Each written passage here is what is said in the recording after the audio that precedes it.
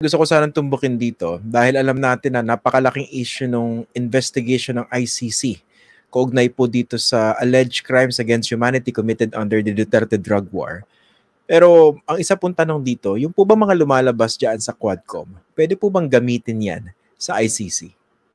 Definitely puwedeng magamit 'yan ano, una, kahit na siyempre yung pinaka-latest ngayon yung testimony ni ano, ni, Colonel Garma ano, very very ano 'yan, damaging 'yan kay President Duterte, ang testimony. And of course the other reports, like for example yung kay Barayuga, General Barayuga, he was also killed kasi, under the guise of the drug war, eh.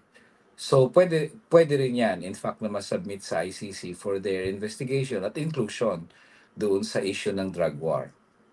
Pag ganyan, paano po yung proseso? Sino magsasubmit? Well, kasi for example yung kay, Colonel Garma, it's a public document, kumalat na 'yan sa social media, eh. So anybody like counsel halimbawa ng mga kaanak ng biktima, we can submit it to the ICC of course as part ng aming proof kumbaga na tama ang sinasabi namin na si President Duterte is the brains behind the AJK, 'di ba? Pero it would be better kaya namin china-challenge si President Marcos na sana ang gobyerno mag-submit 'no. It doesn't mean, anything and, like babalik ka sa ICC or what not 'no, kundi sina-submit mo lang ito dahil findings ito, in relation to the AJK. So, pero kung kami puwede rin namin mag-submit, we will, file a supplemental pleading, including of course the recent testimonies nila Colonel Garma and the other witnesses na nag-testify sa ICC. When you say kami, attorney, which particular group are you referring to? Ito po ba yung NUPL o yung isang grupo, yung Rise Up po ba yan? Well, ang NUPL ang council ng Rise Up. So ang Rise Okay. Up for Life, sila ang actually nang lumapit 'yan sa amin dati sa NUPL, ang mga kaanak ng biktima, they were asking nga na paano kami makakuha ng hustisya.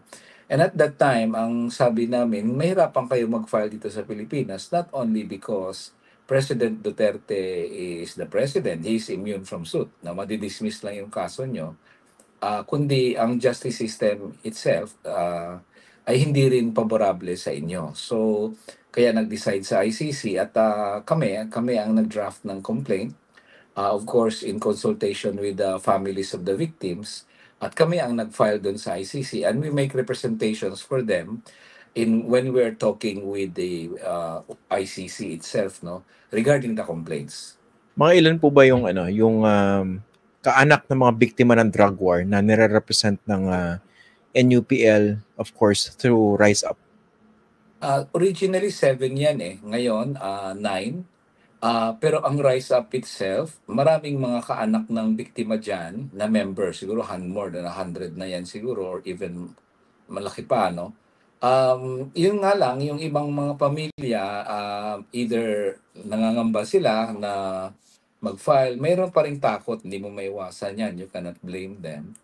And, of course, there are others na hirap na rin silang kumuha ng mga documents kasi pahirapan 'to, Christian, eh. In fact, kaya ICC pa rin yung main emphasis namin kasi tinanong ako diyan sa Quadcom hearing kung tingin ko puwede ba ma-file kay President Duterte ang kaso. Sabi ko, "Puwede naman."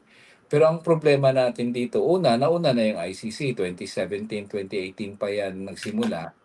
Ang korte ngayon, 2024 na.